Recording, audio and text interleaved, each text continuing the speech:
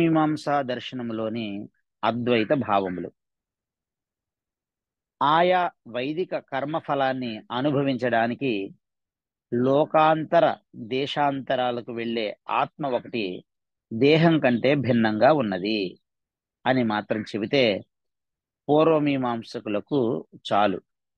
అయితే కుమారుల భట్టు ఆ విధమైన ఆత్మ ఒకటి ఉన్నదని చెప్పి ఆత్మ యొక్క యథార్థ స్వరూపము తెలుసుకోవాలంటే వేదాంతం యొక్క సహాయం కావాలి అని అంటూ అద్వైతం వైపు తమ మృగ్గును చూపించారు.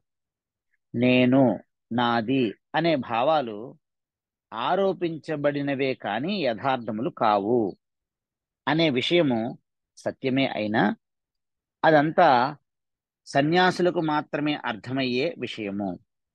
అలాంటి విషయాలు అన్నీ చెప్పి కర్మ ఆసక్తులైన అజ్ఞానుల మనస్సులలో విక్షేపం కలిగించకూడదు అని అంటూ ప్రభాకరులు అద్వైతం విషయంలో తమకు ఉన్న ఆదరాన్ని వ్యక్తీకరించారు.